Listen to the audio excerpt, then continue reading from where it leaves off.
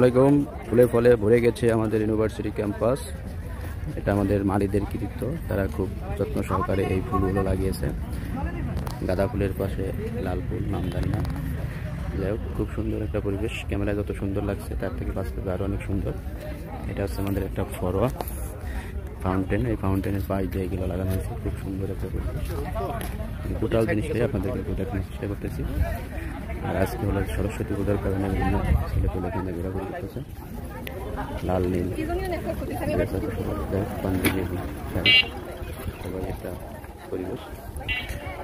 এটা হলো আমাদের মেইন গেট।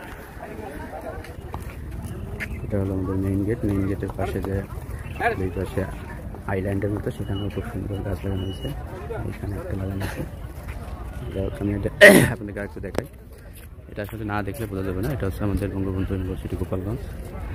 যদি কেউ আশেপাশে থাকেন এখানে এসে আমাদের সৌন্দর্য অবলোকন করে দিতে পারেন। পাশে এটা হলো একটা মোরাল কমপ্লেক্স। এটা হচ্ছে শহীদ মিনার প্রাঙ্গণ। এখানে ফুলের ছবি তোলার একটা বিশাল দিক পড়ে গেছে। এই সাইডটা আরও সুন্দর লাগছে, যেখানে হলুদ ফুলের পাশে লাল ফুল। এটা একটা অন্যরকমের অনুভূতি। এবং এটা হচ্ছে মেইন গেট, সাথে বললাম যে মোরাল কমপ্লেক্স। এটা হচ্ছে ওয়াটার বডি। মেইন মোরালটা ওইখানে হওয়ার কথা ছিল, ওই স্তম্ভ দেখা যাচ্ছে। এটা হচ্ছে শহীদ মিনার। শহীদ মিনারের সাদা যে ওগুলো হচ্ছে ল্যাম্পপোস্ট, আর সাদা যে বড় স্তম্ভ এটাই শহীদ মিনার। এটাকে কালো কালার করার কথা, কাজ আন্ডার প্রসেসের ভিতরে আছে।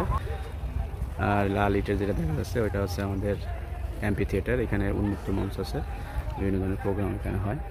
যাই হোক সুন্দর পরিবেশটা আমরা সৃষ্টি করতে পারতাম, আর একটু সহজ হতো। বর্তমান পরিস্থিতিতে এটা একটু পেন্ডিং আছে, আশা করি খুব দ্রুতই হয়ে যাবে।